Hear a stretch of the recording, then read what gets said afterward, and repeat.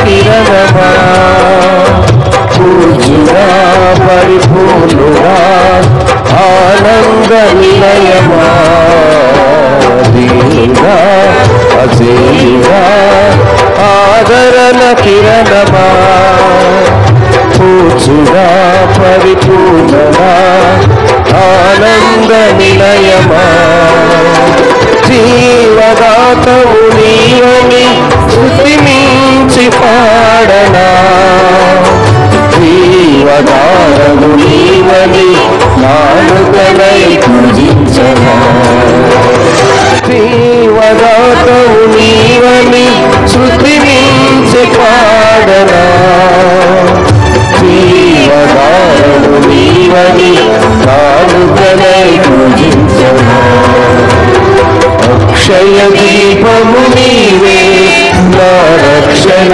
శృంగము నీవే స్వార్చన చేసెద నీకే నా స్తుతులర్పించెద నీకే దీనుడా అజేయుడా ఆదరణ కిరణమా పూజుడా పరిపూర్ణుడా ఆనంద నిలయమా Praise God. స్తోత్రం. హల్లెలూయా.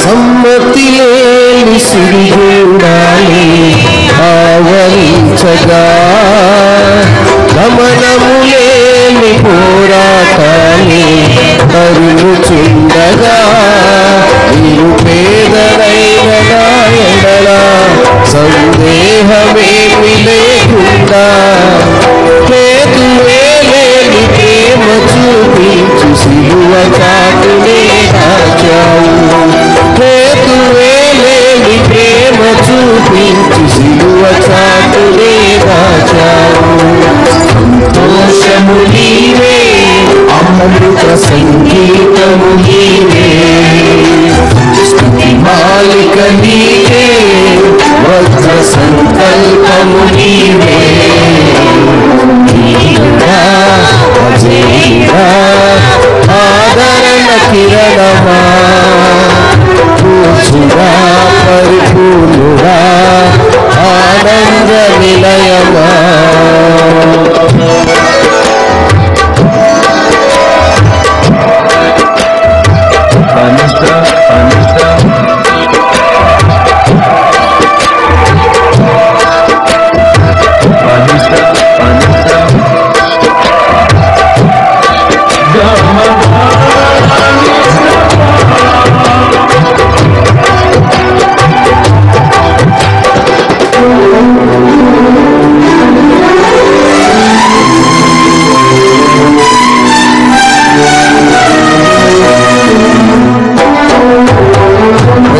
చప్పట్లు కొడుతూ దేవరాలు కనుక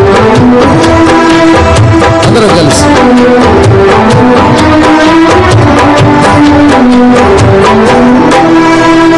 సత్య ప్రమాణము నెరవేర్చుటకి మార్గదర్శివై నిత్య నిబంధన నాతో చేసిన సత్యవంతుడా విరిగి నలిగిన మనసుతో హృదయార్చనే చేసెనా కరుణ నీడలో కృపావాడలో నీతో ఉంటే చాలయ్యా కరుణ నీడలో కృపావాడలో నీతో ఉంటే చాలయ్యా కర్తవ్యము నీవే కనుల పండుగ నీవే విశ్వాసము నీవే వివేక శిఖరము నీవే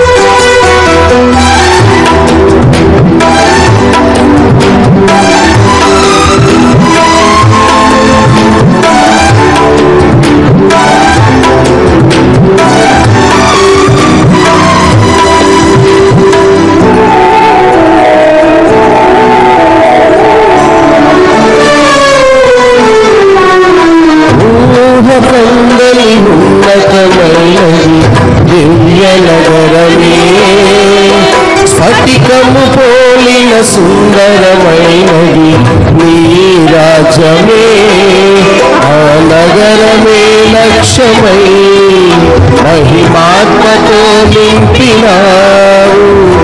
అమరలోకాన నీ సన్నిధిలో కొత్త కీర్తనే పాడెదను.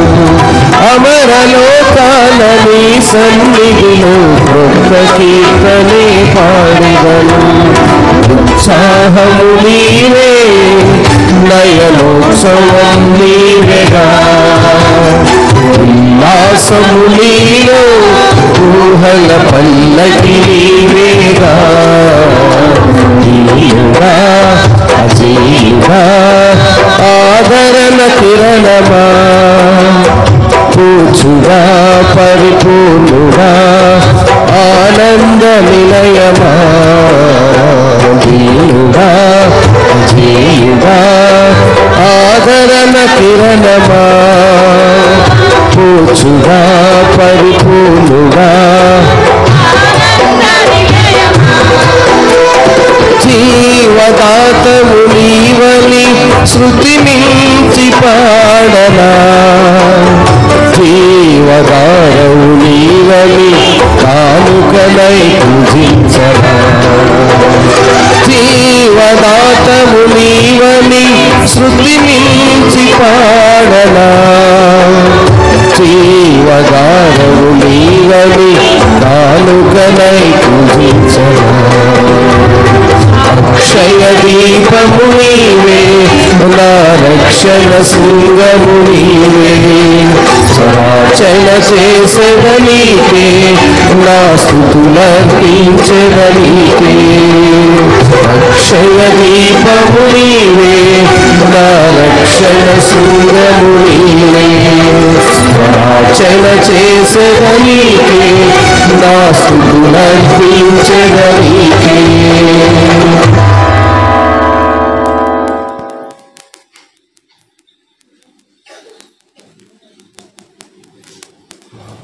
మంచిది.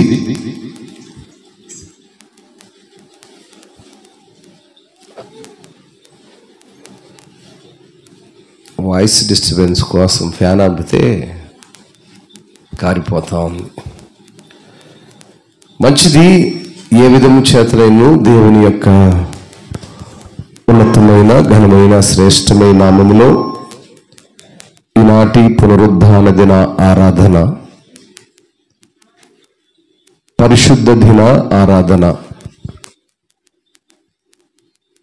దేవుని యొక్క ఆజ్ఞలలో విశ్రాంతి దినమును అనిచ్చిన ఆజ్ఞల ప్రకారము అనుసరించవలెను అనేటువంటి ఆ క్రమమును జ్ఞాపకంలో ఉంచుకొని ఆ రీతిగా చేరి దేవుని సన్నిధికి చేరొచ్చిన మీకందరికీ ప్రభు పేరిట వందనాలు తెలియజేస్తున్నాను. అందరూ బాగున్నారు అంటే ఎవరు పలకట్లేదు, ఎవరు బాగలేరని అర్థం. ఏమ్మా బాగున్నారు? బాగలేరా? బాగున్నారు కదా. దేవుని సన్నిధిలో బాగుంటాం. బయటికి వెళ్తే ఎలా ఉన్నా దేవుని సన్నిధిలో ఉన్నప్పుడు మనము సంతోషంగా ఉంటాం. చాలా చక్కగా మరి ప్రతి ఒక్కరు స్వరమెత్తి దేవుని గణపరుస్తున్నారు. దేవుని స్తుతించుట, ఆరాధించుట అనేది దేవుడు క్రైస్తవ పిల్లలకు ఇచ్చినటువంటి మొట్టమొదటి వరం. అందరూ కూడా చక్కగా దేవుని గణపరిచే అనుభవంలోనికి వచ్చారు. సంతోషం. దేవుడు ఇంకా బలమైనటువంటి సాధనాలుగా బిడ్డలను వాడుకొనుగాక. చాలా సంతోషం. ఈనాటి వర్తమానము సామ్ చాప్టర్ 86 verse 1 to 17. కీర్తనల గ్రంథము 86 కీర్తన మొదటి నుంచి 17 వాక్యాలు మనం చదువుకున్నాం. ఈ వాక్యం యొక్క మూలాంశం ఏంటంటే దావీదు యొక్క దీనత్వం. దావీదు గారు ఏ రీతిగా దేవుని సన్నిధిలో దీనత్వాన్ని ప్రదర్శిస్తూ దేవుని దగ్గర ప్రార్థన చేస్తూ ఉన్నాడు. మనం నిన్నటి వరకు చదివిన కొన్ని భాగాలన్నీ కూడా కోరాహు కుమారులు రాశారు. ఈ కీర్తన దావీదు గారు రాశారు. ఈ కీర్తనలో మనం గమనించినట్లయితే, యెహోవా నేను దీనుడను దరిద్రుడను, నాకు చెవియొగ్గి నాకు ఉత్తరమిమ్ము. చాలుమా. ఇంగ్లీష్లో ఏం రాస్తాడంటే దరిద్రుడును అనే మాటను పూర్ అని రాస్తాడు. పూర్ అనే మాటను మనం తెలుగులోనికి తీసుకుంటే భేదవాడు, పేదవాడు అనే అర్థాన్ని ఇస్తుంది.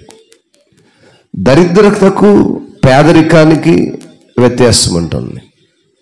దరిద్రత ఎలా ఉంటుందంటే ఎంత సంపాదించినను అది ఆ రంధ్రం కలిగిన సంచులు వేసినప్పుడు కారిపోతే ఎలా తెలియదో అలా ఉండేదాన్ని దరిద్రత అంటారు.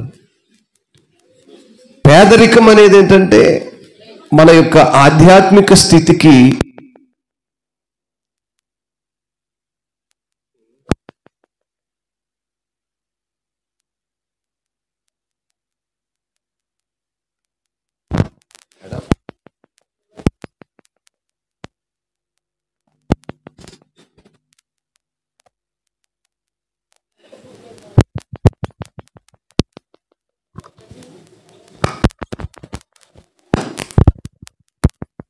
హలో హలో హలో గనుక దరిద్రతను దీనత్వమును ఆ ఉన్న వ్యత్యాసాన్ని దావీదు గారు ఈ యొక్క 86 కీర్తనలో తెలియజేస్తున్నాడు. ఆ మొదటి మాటను చూసినప్పుడు, incline your ear O Lord and answer me for I am poor and needy.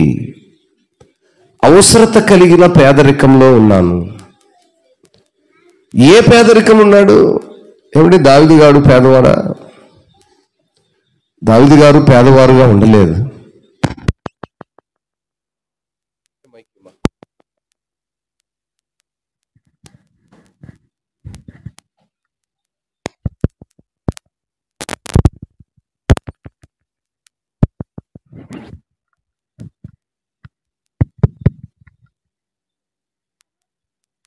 Hello hello ఆయన ఏ స్థితిలో ఉన్నాడు అనే విషయాన్ని మనం జ్ఞాపకం చేస్తే, మొదటగా ఆయన రాజుగా ఉన్నాడు. రాజుగా ఉన్నాడు. అటువంటి వానికి దరిద్రత ఎందుకు ఉంటుంది? పేదవాడిగా ఎందుకుంటాడు? పేదవాడు అంటారా? ఆయన గొర్రెల కాపరిగా ఉన్నప్పుడు కూడా పేదవాడు కాదు. గొర్రెలను కాచుకుంటూ పొలంలో ఉన్నప్పుడు కూడా అనేక గొర్రెల మంద కలిగినటువంటి ధనవంతుడే. ధనవంతుడా దరిద్రుడా? అండి, దావీదు గారు దేవుడు పట్టుకోకముందు ధనవంతుడే. దేవుడు పట్టుకొని ఆయన ఏర్పాటు చేసుకున్నాక ఇంకా అనేకమైన అత్యధికమైన ఆశీర్వాదాలను పొందుకున్నవాడుగా ఉన్నాడు. కానీ దేవుని సన్నిధికి వచ్చి, నేను దీనుడను దరిద్రుడను, నా మాటను ఆలకించమని అడుగుతున్నాడు. ఈరోజు చూడండి, మీ భర్తలను చూసుకోండి. దావీదు కంటే బలవంతులా ధనవంతులా? ఏ ఆధిక్యత లేకపోయినప్పటికీ దేవుని దగ్గరికి ఇచ్చి మోకరించే అనుభవం లేదు. ఎన్నో గొర్రెలు కలిగినటువంటి దావీదు దేవుడు పట్టుకోకముందు, రాజుగా ఎన్నిక చేయకముందు బలవంతుడు ధనవంతుడే. దేవుడు పట్టుకున్న తర్వాత రాజు అయ్యాడు, కింగ్. అనేక మందిని పాలించేవాడయ్యాడు దేవుడు పట్టుకున్నాక. దేవుడు పట్టుకోకముందు కూడా అతను ధనవంతుడే. కానీ ఇక్కడ ఆయన ప్రార్థన చేస్తున్నాడు, అయ్యా నేను దీనుడను. దరిద్రుడను, నా ప్రార్థన వైపు నీ చెవించయ్యా. ఎంతమంది ప్రార్థన చేస్తున్నారండి ఈరోజు? ఎంతమంది పురుషులు దేవుని సన్నిధికి వచ్చి ప్రార్థిస్తున్నారు? దేవుని వాక్యం సెలవిస్తుంటే మనము విని వదిలేస్తే ప్రయోజనం లేదండి. జ్వరం వస్తే ట్యాబ్లెట్ వేసుకుంటామా? డాక్టర్ దగ్గరికి వెళ్తే 2 ట్యాబ్లెట్లు 2 ఇంజక్షన్లు వేస్తాడు. అవి ఏం చేయాలి? జ్వరాన్ని తగ్గించాలి కదా. ఎందుకు? జ్వరము తగ్గుట కొరకు మందులు వాడాం కాబట్టి. దేవుని సన్నిధిలో దేవుని దాసుల మాటలు మనం వింటున్నప్పుడు అవి మన జీవితాల్లో, మన బ్రతుకుల్లో, మన హృదయాల్లో పనిచేయాలి కదా. మందు వేసుకున్నప్పుడు ఏ రీతిగా రోగాన్ని తగ్గిస్తుందో మన యొక్క హృదయాల్లో ఉండేటువంటి దేవుని యొక్క భయము భక్తి లేదు అనేటువంటి ఆ రోగానికి మందు ఇది. దేవుడంటే ఎరుగక, దేవుడంటే భక్తి లేక, దేవుడంటే భయము లేని వారికి ఇక్కడ మందు ఇవ్వబడును. అదే దేవాలయం. ఇక్కడ చెప్పిన మాట ఏంటంటే ఆయన ఎంతగా తగ్గించుకుంటున్నాడంటే, ఎంత దీనత్వములో ఉన్నాడంటే, సమస్తమును కలిగి ఉన్నప్పటికీ దేవుని దగ్గర మొరపెడుతూ ఉన్నాడు. ఏమండి, కొంచెం డబ్బు, 3 పూటల భోజనము, ఒక 10,000 రూపాయల జోబులు మనం ఉంటే ఆ ఇల్లు కోలాహలం అట్టిట్లా ఉండదు.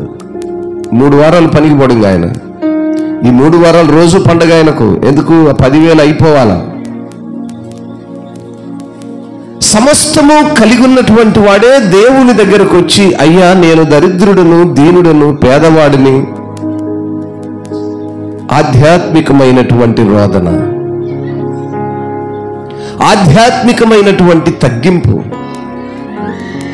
దేవుని దగ్గర అడుగుతున్న ఆ అనుభవము, ఒకసారి దాన్ని మనము ఇమేజ్ చేసుకుంటే ఆయన ఏ స్థితిలో అడిగి ఉంటాడు, ఎలా దేవుణ్ణి అడుగుతున్నాడు, ఆ అడుగుతున్న వైనము, ఆ విధానాన్ని మనం పరిశీలిస్తే అంత దీనత్వం ఉన్నటువంటి ప్రజలు, మనుషులు ఉన్నారా? అంత ఉన్నతమైన స్థితిలో ఉన్నటువంటి విధానంలో ఉన్న మనుషుడు దేవుని దగ్గర ఇంత దీనత్వాన్ని కలిగి ఉంటాడా? ధనము, బలము, అధికారం ఉన్నవాడికి దేవుడు అంటే భయం ఉంటుందండి? ఉండదు. ఎందుకంటే తన బలాన్ని చూసుకొని, తన అధికారాన్ని చూసుకొని దేవుణ్ణి పక్కన పెడతాడు. అలాంటి విధానంలో ఆయన అడుగుతున్నాడు. 2వ మాటను నేను చూసినప్పుడు, నేను నీ భక్తుడను, నా ప్రాణము కాపాడుము, నా దేవా నిన్ను నమ్ముకొని ఉన్న నీ సేవకుని రక్షింపుము. సేవకుడిగా ఉన్నాడు, అనేక శ్రమలను ఎదుర్కొంటున్నాడు, అనేక బాధలను ఎదుర్కొంటున్నాడు, దేవుని దగ్గర మొరపెడుతున్నాడు, దేవుని సన్నిధిలో అడుగుతున్నాడు, ఎంతో దీనుడుగా అడుగుతున్నాడు. 3వ మాటలు అంటాడు, ప్రభువా దినమెల్లా నీకు మొరపెట్టుచున్నాను, నన్ను కరుణింపుము. ఆదివారం ఒక్కరోజు కూడా మొరపెట్టే వాళ్ళు కరువయ్యారు. పరిశుద్ధ దినం ఒక్కరోజు కూడా 2 గంటలు సమయాన్ని హెచ్చించటానికి కరువైనటువంటి ఈ దినాలు ఆయన ఆ దినాల్లోనే మొరపెట్టాడు. ఈ గ్రంథము ముద్రించక ముందే ఆయన మొరపెట్టాడు. దేవుని సన్నిధిలో మొరపెట్టే అనుభవము అది అసమానమైనటువంటిది. ఎందుకనగా ఆయన సన్నిధిలో ఉన్నటువంటి వారు, ఆయన మొరపెట్టే అనుభవంలోనికి వెళ్ళేటువంటి వారు దేవుని సన్నిధిలో అడిగే అనుభవానికి వెళ్ళాలి. ప్రభువా దినమెల్లా నీకు మొరపెడుతున్నాను, నన్ను కరుణించు. ప్రభువా నా ప్రాణము నీ వైపుకి ఎత్తుచున్నాను, నీ సేవకుని ప్రాణమును సంతోషింపచేయి. ప్రాణం మాట్లాడాలి, ఆత్మ మాట్లాడాలి, శరీరము మాట్లాడదు. శరీరము మన్ను, ఇది లోకంలో ఉంటుంది. ఈ శరీరము లోకం వైపే చూస్తుంది, లోకములోకే తన అపేక్షను ఆకాంక్షిస్తుంది. ఆత్మ అయితే దేవునితో మాట్లాడాలి, హృదయము దేవునితో మాట్లాడాలి, మనసు దేవునితో మాట్లాడాలి. శరీరం మాత్రమే లోకం వైపు చూస్తుంది. శరీరము అందచందాలను కోరుకుంటుంది. శరీరము లోకములున్న ప్రతిదీ కావాలని కోరుకుంటుంది. ఆత్మ మాత్రము దేవుని వైపు చూడాలి. అక్కడ కీర్తనకారుడు దేవుని దగ్గర అడుగుతున్నాడు, నా ప్రాణము నీ వైపుకి ఎత్తుతున్నాను. ఆయన ప్రాణాన్ని దేవుని వైపు ఎత్తుతున్నాడు. ఎందుకనగా వినయము, బాధ గొప్ప అవసరతల నుండి మనల్ని ప్రార్థనలోనికి నడిపిస్తుంది. ఆ ప్రార్థనలో దేవుడు వింటాడు. స్తోత్రం. మొదట వినయము, రెండవదిగా బాధ, మూడవది అవసరతలు ఏం చేస్తాయంటే దేవుని దగ్గర మొరపెట్టి ఆ యొక్క నడిపింపుకు నడిపిస్తాయి. మరి మన పరిస్థితులు బాగలేని అవసరతలో దేవుని తన ప్రజల ఎడల ఆయనకున్నటువంటి ఒక ప్రత్యేకమైన శ్రద్ధ. దేవుని యొక్క ప్రజల ఎడల, దేవుని ప్రజలు ఎవరంటే అందరూ ప్రజలే, కానీ దేవుడు ఏర్పరచుకున్నవారు, ప్రత్యేకించబడిన వారు, వారు దేవుని సన్నిధిలో ఉంటారు. అందుకే ప్రత్యేకంగా ఆయన దేవుణ్ణి మొరపెడుతున్నాడు, దేవుని దగ్గర ప్రాధాన్యపడుతున్నాడు, తన ఆత్మతో మాట్లాడుతున్నాడు. ఇంకా 5వ మాటలు అంటాడు, ప్రభువా నీవు దయాళుడవు, క్షమించుటకు సిద్ధమైన మనసు గలవాడు, నీకు మొరపెట్టు వారందరి ఎడల కృపాతిశయము గలవాడు. దయాళుడు, క్షమించేవాడు. ఈ మాటను మనము గమనిస్తే అనేక మార్లు నేను తెలియజేస్తూ ఉంటాను. ఈ క్షణమందైనా, ఈ సమయమందైనా, నువ్వు ఏ స్థితిలో ఉన్నా, ఏ పరిస్థితిలో ఉన్నా, నీవు వచ్చి దేవుని దగ్గర దయాలత్వముతో, దీనత్వముతో ఆయన అడగలిగితే ఎప్పుడు ఆయన క్షమించేవాడే. ప్రతిసారి నేను జ్ఞాపకం చేస్తుంటాను, మీ వయసు 70-80 సంవత్సరముల ఆయుష్ కలిగినను ఇంతవరకు నువ్వు దేవుని ఎరగకపోతే ఇప్పుడైనా. అందుకే ఆయనకున్నటువంటి నామకరణములు దయాళుడు, క్షమించగలిగిన వాడు, సిద్ధమైన మనస్సు కలిగిన వాడు, మొరపెట్టే వారి ఎడల కృప చూపించేటువంటి వాడు. దేవునికి ఉన్నటువంటి టైటిల్స్ ఒకటి కాదు. దేవుడు అనే 3 అక్షరాలు గాడ్, కానీ ఆయనకున్నటువంటి అనేక లక్షణాలు, ఆయన కలిగిన నామకరణములు అనేక నామకరణములు. ప్రతి సమయంలో ఆయనకు ఒక ఉన్నతమైన నామకరణము, ఘనత కలిగిన నామకరణము కలిగిన వాడు. ఒక్కొక్క భక్తుడు, ఒక్కొక్క ప్రవక్త, ఒక్కొక్క విశ్వాసి వారి యొక్క హృదయ వాంఛల నుంచి ఆయనలో ఉన్నటువంటి క్వాలిటీస్ను మెమోరీ చేసుకుంటూ పలికినటువంటి మాటలు. దావీదు ఆయన గురించి చెప్తూ ఉన్నాడు, నీవు దయాళుడవు, క్షమించగలిగిన వాడవు, సిద్ధ మనసు గలవాడు, మొరపెట్టే వారి ఎడల కృప చూపేవాడవు. స్తోత్రం. మొరపెట్టే అనుభవం మనం కావాలి. దేవుని దగ్గర మొరపెట్టాలి, దేవుని అడిగే అనుభవానికి వెళ్ళాలి. Give for you O Lord are good and forgiving, abounding in steadfast love to all who call upon you.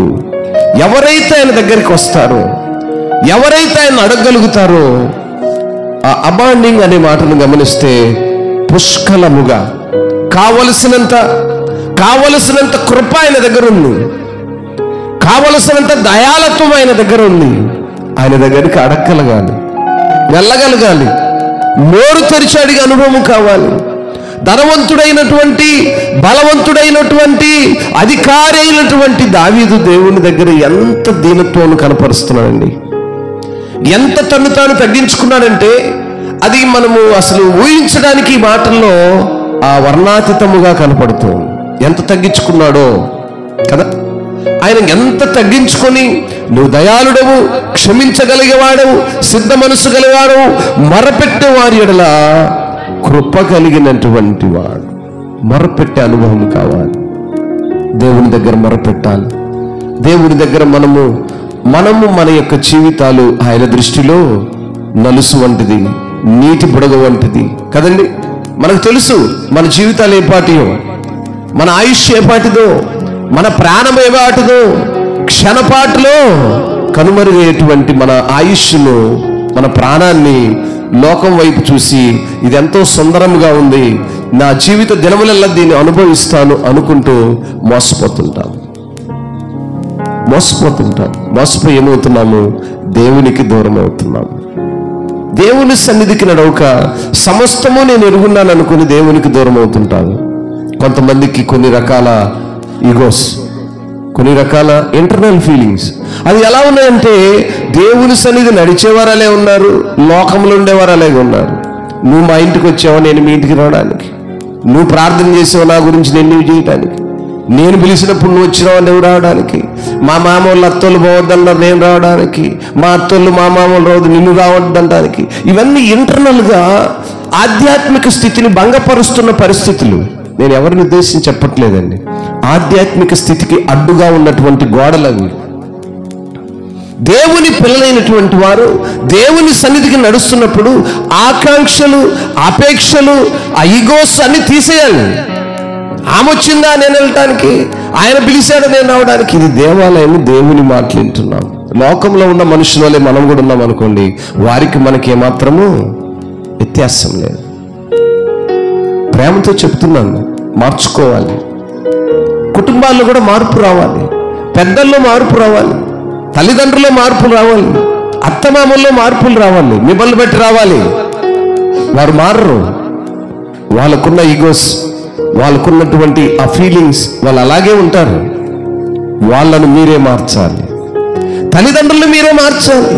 కారణము, దేవుని మాటలు వినక, దేవుడంటే తెలియక, భక్తి లేక, భయము లేక దూరస్తులుగా ఉంటూ ముఖముఖాలు లోకంలో చూసుకుంటున్నారు. లోకంలో ఉండేవారికి దేవుని యొక్క ఉద్దేశాలు తెలియవండి కనుక వాళ్ళు ఎలా ఉంటారంటే అలాగే ఉంటారు. నువ్వెంత, నేనెంత, నో, మన జీవితం ఎంత, మన బ్రతికెంత, మనం ఏ పాటి వారము అనేది మనం చూసుకోవాలి తప్ప ఒకరిని ఒకరు గొప్ప చేసుకోవడానికి దావీదు కంటే ఏ లక్షణాలు మన దగ్గర ఉన్నాయండి? దావీదు కంటే ఏ క్వాలిటీ కలిగిన వారం మనము? దేనిలో కలిగి ఉన్నాము? ధనములోనా, బలములోనా, అధికారములోనా, ఆధ్యాత్మిక స్థితిలోనా? అన్నింటిలో కూడా మనము నలుసు వంటి వారమే. దేవుని సన్నిధికి మనము మన ప్రాణాలతో రావాలి. మన ప్రాణం ఆయనతో మాట్లాడాలి. శరీరం కాదు మాట్లాడేది, ప్రాణం మాట్లాడాలి. అయ్యా, నా ఆధ్యాత్మిక స్థితి ఎట్లా ఉంది, నా కుటుంబం ఎట్లా ఉందని దేవుని సన్నిధిలో మొరపెట్టాలి. ఆయన అంటాడు, 6వ వాక్యం ఉంటాడు, యెహోవా నా ప్రార్థనకు చెవియొగ్గి నా మనముల ధ్వని ఆలకింపు. దేవుని సన్నిధిలో మనం ప్రార్థన, ధ్వని అంటే శబ్దం. పాట పాడమంటే శబ్దం రాదు, చప్పట్లు కొట్టమంటే శబ్దం రాదు, ఇక ప్రార్థన చేయమంటే శబ్దం ఏడొస్తుంది? ఆయన ప్రార్థన చేస్తున్నప్పుడు ఆ ధ్వని, ఆ శబ్దము నీకు వినపడాలి. నా ప్రార్థన ధ్వని నీకు వినపడాలి. నోరు తెరిచి స్వరమెత్తి బిగ్గరగా ఆయన గనపరచాలి. ఆయన గనపరుస్తున్నాడు కనుకనే మనకు చెప్తున్నాడు. ఇక్కడ మనం నేర్చుకుంటున్న ఈ పాఠాలు వారి అనుభవాలను మనం నేర్చుకొని బ్రతకాలి అని. పరిశుద్ధ గ్రంథాన్ని ఎందుకు రాశారంటే, వారు ఇలా బ్రతికారు, మీరు ఇలా బ్రతకండి. మంచి ఉంది, చెడు కూడా ఉంది. చెడుగా బ్రతుకు వారిని గురించి కూడా రాశారు. వారు ఇలా చెడ్డగా బ్రతికారు, వారిలాగా మీరు బ్రతకొద్దు. వారిలా మంచిగా బ్రతికారు, వారిలాగా మీరు ఇలా బ్రతకండి. వాక్యం మనకు బోధించేది మంచి చెడులను నేర్పించేది. జీవితాలు మోడుబారి, జీవితాలు లోకములో చంచల మనస్సు కలిగి లోకములో ఉన్నటువంటి సమస్తమును అనుభవిస్తూ దేవుని వైపు చూడని వారు ఇలా ఉండి చూడండి. దావీదు గారిని మనకి ఎందుకు ఇచ్చాడంటే, ఆయన ప్రార్థన ఇక్కడ ప్రత్యేకంగా ఎందుకుందంటే, ఆయన ఎలా ప్రార్థించాడు. నీ ప్రార్థన ఎలా ఉంది, నీ కుటుంబం ఎలా ఉంది, మనం ఎలా ప్రార్థిస్తున్నాం, ఆయన చేసిన ప్రార్థనకు మన ప్రార్థనకు ఉన్నటువంటి ఆ వ్యత్యాసాన్ని పరీక్షించుకోవాలి. మన ఆధ్యాత్మిక స్థితి ఎట్లా ఉంది? మన పితరుల వల్లే వాళ్ళలాగే ఉందా?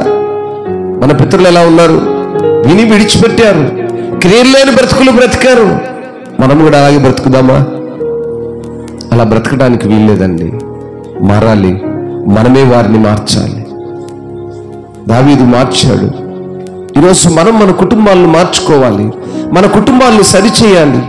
దేవుని పిల్లలుగా సహోదరుల ఐక్యత కలిగిన వారముగా ఉండాలి. కానీ మనకున్నటువంటి అడ్డుగోడలను అడ్డు వేసుకుని, మనకున్నటువంటి అనేకమైన పరిస్థితులను చేసుకుంటూ ఒకరికొకరికి సహవాస దోషాన్ని పోగొట్టుకుంటున్నాం.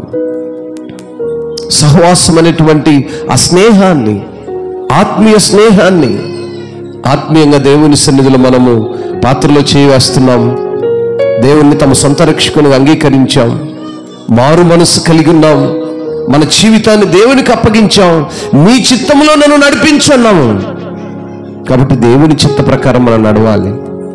లోకం నుండి కట్టుబాడులకు, అందుకంటాడు కదా, లోక మర్యాదను అనుసరింపక, కొరింథీయులకు రాసిన పత్రికలు అనుకుంటా పౌలు అంటాడు, ఉత్తమమైనది అనుకూలమైనదేదో అడిగి తెలుసుకొని నడుచుకోమంటాడు. లోక మర్యాదను మనం అనుసరింపకూడదు. దేవుని చిత్తము, దేవునికి ఇష్టమైనదేదో దేవుని దగ్గర మనం అడిగి నడుచుకునే వారముగా ఉండాలి. లోక మర్యాదలు అశాశ్వతమైనది. శాశ్వతమైనది దేవుని యొక్క క్రియలు, దేవుని కట్టడలు, దేవుని ఆజ్ఞలు, దేవుని చిత్తము శాశ్వతమైనది. ఆ శాశ్వతమైనటువంటి కట్టడల్లో మనము నడుచుకునే వారముగా ఉండాలి. 11వ వాక్యంలో చూసినప్పుడు, యెహోవా నేను నీ సత్యంలో నుంచి నడుచుకున్నట్లు నీ మార్గము నాకు బోధింపుము. ఏమండి, సత్యము ఆయన మార్గము. ఈరోజు పరిశీలించుకోండి, పాత్రలు దాదాపు 30 మంది చేస్తున్నాం. మనం సత్యంలో ఉంటున్నామా? ఆయన మార్గాన్ని అనుసరిస్తున్నామా? ఆయన చిత్తానికి లోబడుతున్నామా? దావీదు దేవుని దగ్గర అడుగుతున్నాడు, అయ్యా నేను దైవమును అనుసరించి నడుచుకున్నట్లు నీ మార్గాన్ని నాకు నేర్పిస్తూ నీ నామమునకు భయపడినట్లు నా హృదయమునకు ఏకదృష్టి కలుగజేయము. స్తోత్రం. ఏకదృష్టి అంటే నా మనసు చంచలమైంది, నా చూపు చంచలమైంది, నేను లోకం వైపు తిరుగుతూ ఉన్నాను. నీ ఎడల స్థిరముగా నిలబడినట్లు, నీ సన్నిధిలో స్థిరముగా ఉండినట్లు, నీ మార్గములో స్థిరముగా నడిచినట్టు, సత్యం వైపు నేను నిలబడినట్లు. ఎంత చక్కగా అడుగుతున్నాడు కదా, దేవుని దగ్గర అడుగుతున్నాడు. అసలు ఎంత వినయం ఉండి ఉంటుంది, ఎంత దీనత్వం ఉంటే మాటలు వస్తాయండి, ఎంత తగ్గించుకుంటే మాటలు వస్తాయి. ఈ మాటలు పలకాలి అంటే ఎంత తగ్గించుకోవాలి తను తాను. దేవుని ఎడల ఎంత అపేక్ష కలిగిన వాడుగా ఉంటే ఈ మాటలు తన నోట్లో నుంచి పలకగలుగుతాడు. మనం పలుకుతున్నామా? మనం అనుసరిస్తున్నామా? నీ నామమునకు భయపడినట్లు. మనం మనుషులకు కాదు భయపడాల్సింది, దేవుని నామానికి భయపడాలి, దేవుని యొక్క ఆజ్ఞలకు కట్టడలకు భయపడాలి, దేవుని చిత్తమునకు లోబడాలి. అప్పుడే మనము నిజమైన క్రైస్తవులము, క్రీస్తు యొక్క మార్గములో నడుస్తున్న వారు, క్రీస్తు మార్గమును అనుసరించిన వారు. ఆ మాట ఎంతో, teach me your way O lord, నేర్పించమంటున్నాడు. అయ్యా నీ మార్గం ఎలా ఉంటుందో నాకు నేర్పించు. ఎంత చక్కటి మాట అండి. ఏ రోజన్నా ప్రభువా నాకు ప్రార్థన చేయటం నేర్పించు, ప్రభువా నాకు పాడటం నేర్పించు, ప్రభువా నా భర్తను నడిపించడానికి ఏమి చెప్పాలో నేర్పించు, నా పిల్లలు మోకరిల్లటానికి ఏ మాటల్లో నడిపించాలో మోకరించు. మోకరించి దేవుని దగ్గర అడగాలి. ఆయన మోకరించి అడుగుతున్నాడు, అయ్యా teach me your way O Lord that I may walk in your truth, unite my heart to fear your name. ఆయన నామము, ఆయన పేరుకు భయపడాలి, యేసు అనే నామమునకు భయపడాలి, క్రీస్తు అనే నామమునకు అంగీకరించాలి.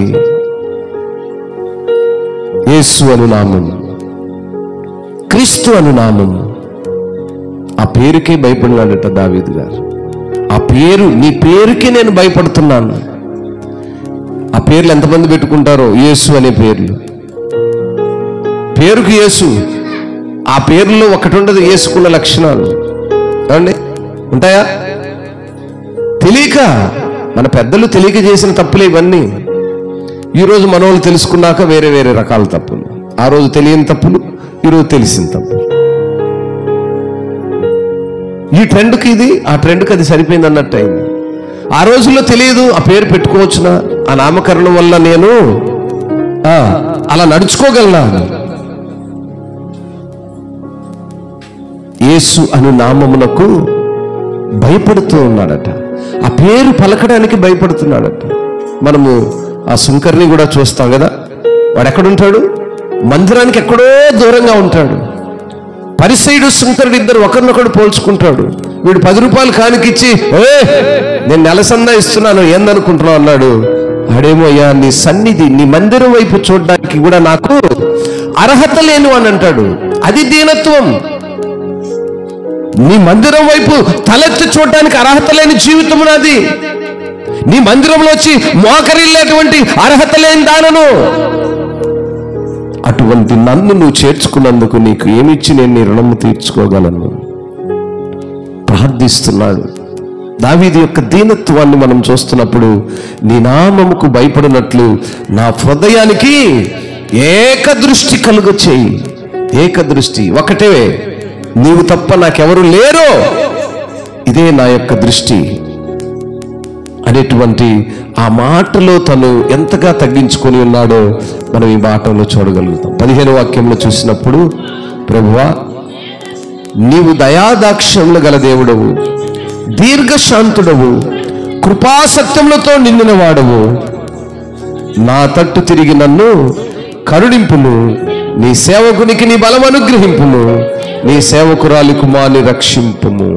నీవు దయాదాక్ష్యములు గల దేవుడు, దీర్ఘశాంతుడవు, కృపా సత్యములతో నిండినవాడు, కృపకు పాత్రుడు, సత్యమును నడిపించగలిగిన వాడు. ఆ మాటలను అంగీకరించిన వారికి, ఆ మాటలు తట్టు తిరిగిన వారికి, ఆ మాటలను అనుసరించి నడుచుకున్న వారికి ఆయన కృపగా మరి మనకు సహాయకుడిగా ఉన్నట్లుగా లేఖనాల్లో మనం చూస్తున్నాం. ఆ 86వ అధ్యాయం 11వ వాక్యంలో, యెహోవా నీ మార్గమును నాకు బోధింపుము. ఆ మాటను మనము హృదయపూర్వకంగా తాను దేవుని ఎడల భయభక్తులు కలిగి ఉండేలా, ఆయన మార్గాలను, ఆయన సత్యాన్ని తనకు బోధించమని తన బాధల కష్టాల మధ్య నుండి మరి దావీదు గారు వినయముతో దేవుణ్ణి అడుగుతున్నట్లుగా మనం చూస్తున్నాం. ఇంకా చూస్తే శోధనలు, కష్టాలు అనుభవిస్తున్నప్పుడు ఆయన మార్గాల్లో నడిచేలా నిజముగా భయభక్తులు గల హృదయాన్ని, ఆయన సత్యములో ఆనందించే వివేకాన్ని దయచేయమని దేవుని దగ్గర మొరపెడుతున్నట్లుగా చూస్తున్నాం. మా ప్రియ దేవుని సంగమా, మొరపెట్టే అనుభవానికి మనం వెళ్ళాలి. మొరపెట్టాలి, మన పరిస్థితులను బట్టి మొరపెట్టాలి. దీనత్వం కలిగి మొరపెట్టాలి. దరిద్రుడినని మొరపెట్టాలి, పేదవాడినని మొదలుపెట్టాలి. ఆధ్యాత్మికమైనటువంటి పేదరికాన్ని కలిగి ఉండాలి.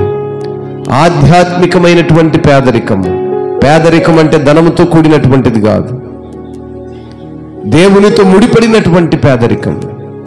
అయ్యా నేను చాలా వెనుకబడి ఉన్నాను, నా పేదరికము, నా దారిద్రము నీ సన్నిధికి నడవలేకపోవడమే. ధనమైనటువంటి పేదరికము కాదు, అది లోకంలో విడిచిపెడతాం, అది మనల్ని విడిచిపెట్టి వెళ్ళిపోతుంది. శాశ్వతమైనటువంటి పేదరికము, నీతో గడిపేటువంటి కృప, అది పేదరికం. నీ సన్నిధిలో మోకరించే కృప, ఈ పేదరికాన్ని నాలోంచి తీసివేసి ఆధ్యాత్మిక స్థితిలో నీ సన్నిధిలో మోకరిల్లటానికి, ప్రార్థించటానికి నేను యోగ్యుడినిగా, యోగ్యురాలుగా నన్ను ఎత్తిపట్టుకోమని అడగాలి. ఎంత చక్కగా తన యొక్క ప్రార్థనలో దేవుని సన్నిధిలో మోకరించుంటాడో ఒకసారి జ్ఞాపకం చేసుకోండి. ఈరోజు మన ప్రార్థనలు ఎలా ఉన్నాయి? దేవుని సన్నిధిలో ఏ విధమైనటువంటి ప్రార్థన అనుభవాన్ని కలిగి ఉన్నాం? దేవునితో మనకున్నటువంటి అటాచ్మెంట్, ఎటువంటి అటాచ్మెంట్ ఉంది? తాత్కాలికమైన అటాచ్మెంట్. ఏదో బంధువు వచ్చాడు వెళ్ళిపోయాడు, స్నేహితుడు వచ్చాడు వెళ్ళిపోయాడు, హాయ్ అన్నాడు వెళ్ళిపోయాడు అన్నట్లుగా మనకుంటుంది. కానీ మన యొక్క బంధం అది కాదు. ఆయన మన కొరకు సిలువలో తన రక్తాన్ని ధారపోసి మనల్ని ఆ రక్తము ద్వారా వెలపెట్టి కొనుక్కున్నాడు. ఆయన చెల్లించిన వెల డబ్బు కాదు, తన్ను తానే అప్పగించుకున్నాడు, రక్తాన్ని చిందించాడు, గాయాల పాలయ్యాడు, అనేకమైనటువంటి దెబ్బలను తిన్నాడు. అవన్నీ మనము చిన్నప్పటి నుంచి వింటున్నాం కదా, చిన్నప్పటి నుంచి వింటున్నాం, కానీ వాటిని క్రియల్లోకి తీసుకురాలేకపోతున్నాం. ఎవరిని కదిలిచ్చినా చెప్తాడు యేసు ప్రభు ఏందనంటే అన్యుడు కూడా చెప్తాడు. అదే ఆయన సెలవు పైన సెలవేసిందంట, రక్తం కార్చిందంట, అందుకే వాళ్ళు ప్రార్థనకు పోతుంటారు. ఎవరైనా పెద్ద పెద్ద వాళ్ళని కూడా వాక్యం చెప్తారమంట, నాకు తెలుసు అబ్బా, మొత్తం తెలుసు, యేసేపు తెలుసు, మరియమ్మ తెలుసు,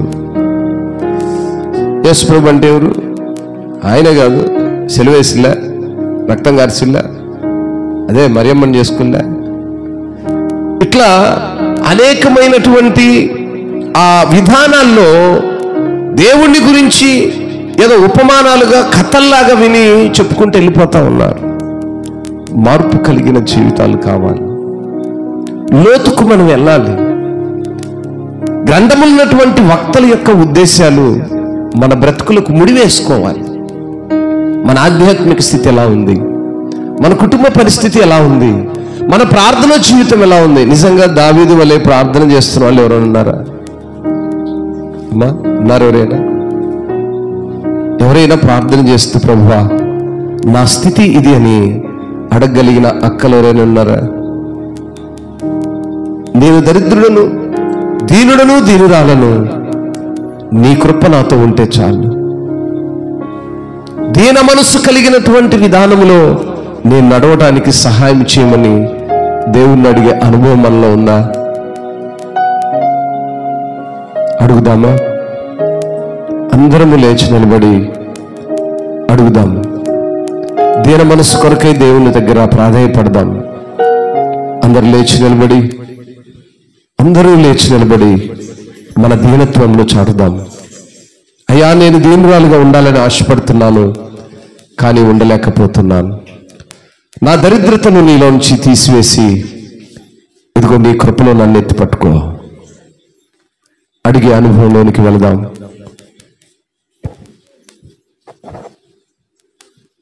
అందరము కళ్ళు మూసి దేవుని దగ్గర అడుగుదాం. నా దీనత్వమును నైనా దావీదు గారి వలె నీ సన్నిధిలో నిండేటువంటి ఆ కృపను నాకు దయచేయమని అడుగుదామా? అడగటానికి దేవుని సన్నిధికి నడుద్దాం. అడిగే అనుభవాన్ని దేవుని దగ్గర, నిజంగా దేవా అట్టి మనస్సు నాకు లేదే, నా కుటుంబానికి లేదే, ఆ దీనత్వంలో నేను ఉండేటువంటి ఆ కృప నాకు ఇమ్మని అడుగుదాం.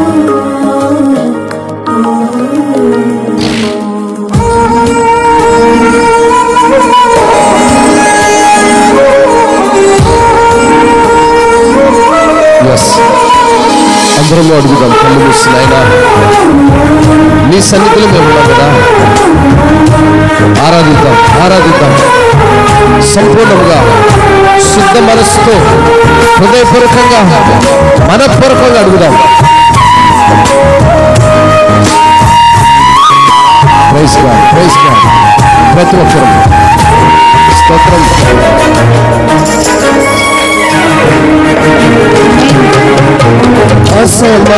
అసమానుడైన వాడు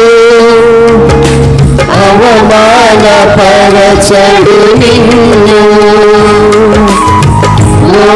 ఓటమియరుగని మన దేవుడు ఓడిపోనివడు నిన్ను. ఘన కార్యాలెన్నో నీకై చేసిన వాడు కష్టకాలమన్నీ చేయుచునా, అసాధ్యములెన్నో దాటించిన నాదుడు శ్రమలో నిన్ను దాటిపోవునా. సీయోను దేవుడే నిన్ను సిగ్గుపడని కనికరపూర్ణుడే నీ కన్నీరు తుడుచును. సీయోను దేవుడే నిన్ను సిగ్గుపడని వాడు కనికరపూర్ణుడే నీ కన్నీరు తుడుచును.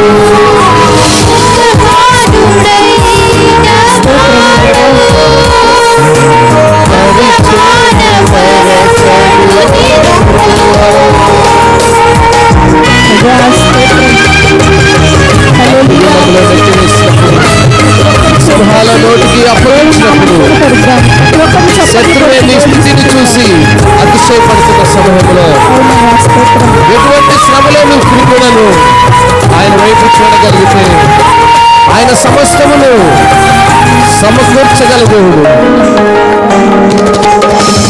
అగ్నిగుండములో నెట్టివేసిన సింహాల నోటికి నిన్ను అప్పగించిన శత్రువే నీ స్థితి చూసి అతిశయపడుచున్న సింహాలని ఎదుటే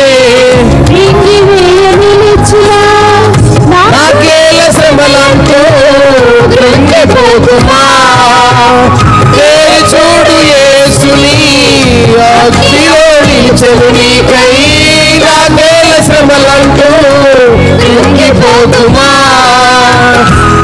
చూడు యేసుని అగ్నిలో నిలిచెను నీకై శత్రువు చేతికి నిన్ను అప్పగించడు శత్రువు చేతికి నిన్ను అప్పగించడు సియోను దేవుడే నిన్ను సిగ్గుపడనివ్వడు కనికరపూర్ణుడే నీ కన్నీరు తుడుచును దేవుని సన్నిధిలో కన్నీరు విడు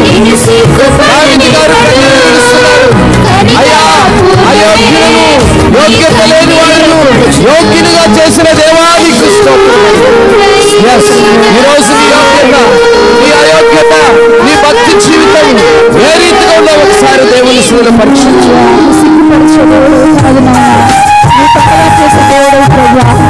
నాలో ఉన్నటువంటి సిగ్గు గడవలను వదిలివేసుకొని నీ మందిరంలోకి వచ్చి మనపూర్వకంగా నిన్ను ఆరాధించే కృపనిచ్చినందుకు స్తోత్రమయ్యా. తండ్రి ఆకాశమందున్న దేవా ఈ మధ్య మా మధ్య సంచరించుతున్న స్తోత్రం. ఈ రోజు తన మా పక్షాలు నిలబెట్టుకొని మాతో స్తుతి ఆరాధన జరిగిస్తున్న దేవానికి స్తోత్రమయ్యా. స్తోత్రం.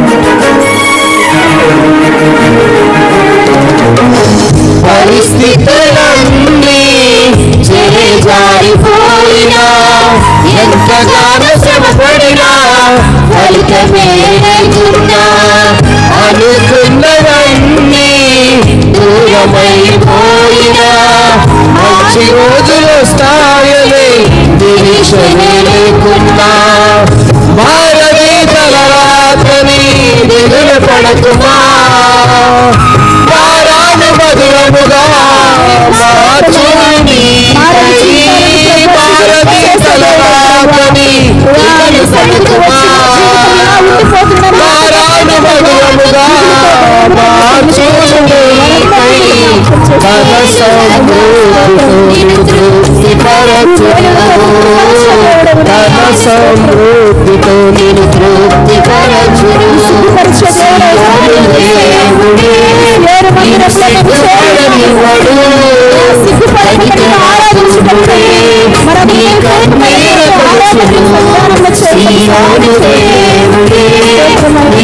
సిగ్గుపడనివ్వడు కనికరపూర్ణుడే నీ కన్నీరు తుడుచును అసమానుడైన వాడు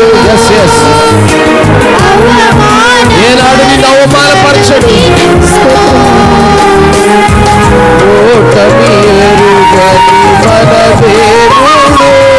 అవును ఆయన ఓట పేరుగలిగాడు ఏ రోజు నిన్ను ఆయన విడిచిపెట్టడు తగ్గింపు కలిగి నీలత్వము కలిగి ఆయన సన్నిధిలో ప్రాధాన్యపడగలిగితే సిద్ధ మనసు గలవాడవై ఆయన యొక్క కృపాతిశయములను పొందుకునే అనుభవంలోనికి రాగలగాలి.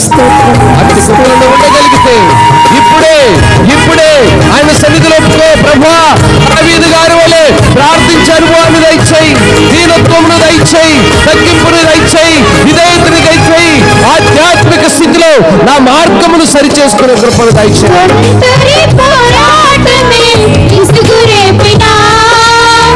పొందిన పిలుపే భారమైపోయినా ఆత్మీయులందరూ అవమానిస్తున్నా నమ్మదగిన వారు లేక నిరాశతో నిలుచున్నా పిలుపునే విడచి మరలిపోతున్నా న్యాయాధిపతియే నాయకునిగా నిలుపును నిన్ను పిలిచిన పిలుపునే మరలిపోతుమా న్యాయాధిపతియే నాయకునిగా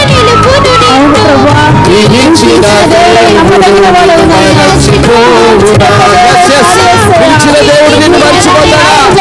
దేవుడు నిన్ను పిలిచాడు, పరిశుద్ధ సహవాసం ఇచ్చాడు. నిన్ను సిగ్గుపడేవాడు, కనికరము కలిగిన దేవుడు, నీ కన్నీరును తుడిచే దేవుడు. అవును నాయనా, నువ్వు నన్ను సిగ్గుపడనీయవయ్యా, నువ్వు కనికరం చూపగలిగిన దేవుడు అయ్యా.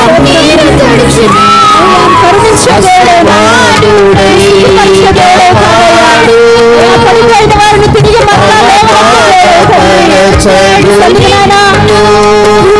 బిడ్డలు ఎందరైతే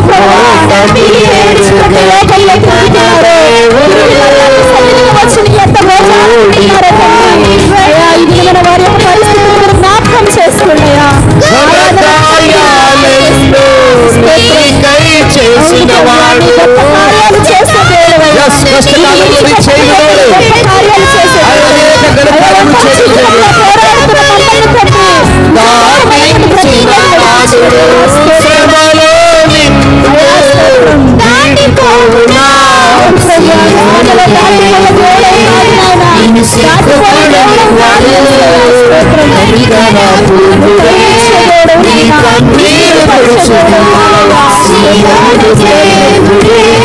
నిన్ను సిగ్గుపడనివ్వడు, కనికరపూర్ణుడే, నీ కన్నీరు తుడుచుడు.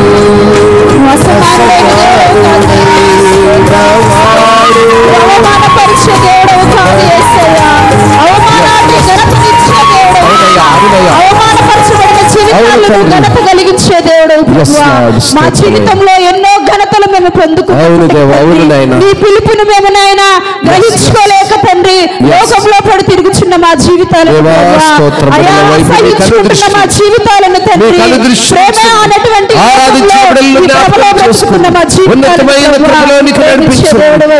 తగ్గింపు కలిపి దీనత్వము కలిగి ఆత్మీయ సహవాసములో ఒకరిని అక్కడ ప్రేమ సమాధానములు కలిగిన వారు నీ చిత్తములకు లోబడుతూ వాక్యానుసారమైన బ్రతుకును అనుభవిస్తూ నాయనా లేఖనానుసారమైనటువంటి మార్గములు చేత మార్చువారుగా సమయాన్ని మరలా తిరిగి రాదు. ప్రతి ఒక్కరి చేతులు మన పూర్వకంగా మన బాధలు దేవుని సన్నిధానంలో ఒప్పుకుంటాం. అడుగు అడుగు దేవుని సన్నిధిలో అడుగు, ప్రార్థించు. ప్రభువాని సన్నిధిలో నా బ్రతుకును మార్చు, నా కుటుంబాన్ని మార్చు, నా జీవితంలో ప్రభువా నమ్మకమైన ప్రార్థన జీవితాన్ని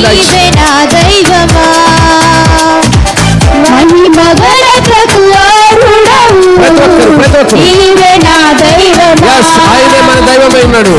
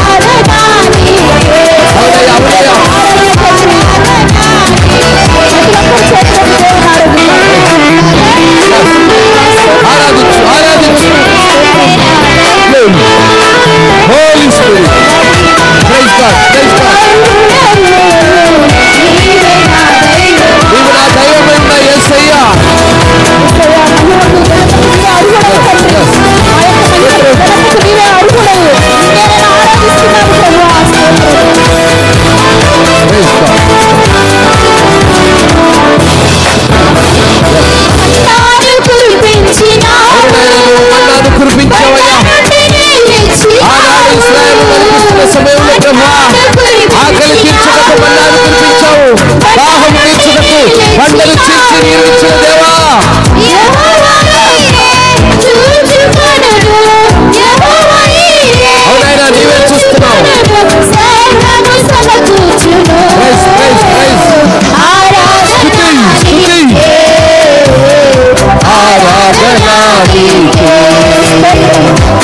ఆరాధన నీకే, ఆరాధన నీకే, ఆరాధన.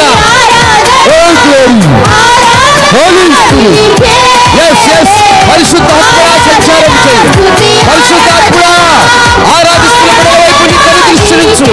వారి ప్రార్థనలపై మీ కన్ను దృష్టించు. వారి కుటుంబాలపై మీ కన్ను దృష్టించు. వారి ఆధ్యాత్మిక స్థితిపై మీ కన్ను దృష్టించు. ఆరాధన ఐ వర్షిప్ యు. నైనానికి ప్రార్థిస్తున్నాను.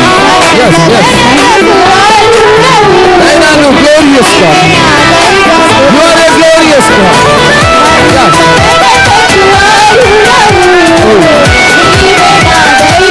నువ్వు నా దైవమైనందుకు స్తోత్రమయ్యా. లోకమున్న అనేక దేవతల కంటే నువ్వు నాకు దైవంగా ఉన్నందుకు నీకు స్తోత్రాలయ్యా.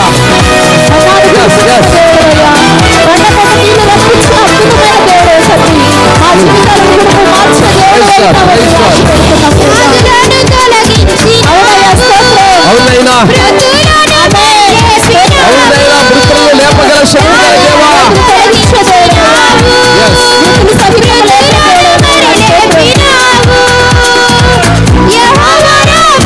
యెహోవా రఫా, ఆయన స్వస్థపరచువాడు.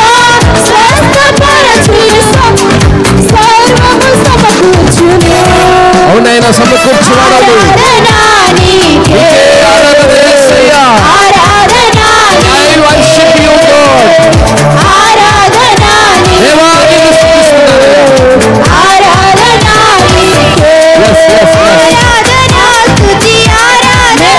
ఆరాధన, ఆరాధించు.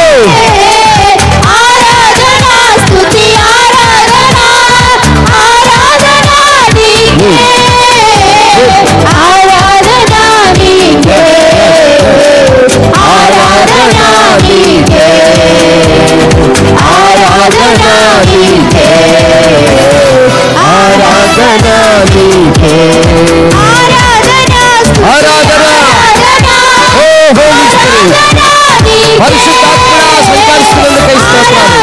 పరిశుద్ధాత్మా బిడ్డల్లో మీరు ప్రవేశించినందుకై స్తోత్రాలు. మహిమను కుమ్మరించినందుకై స్తోత్రాలు. ఆ ప్రభావాన్ని బిడ్డలు అనుభవిస్తున్నందుకై స్తోత్రాలు.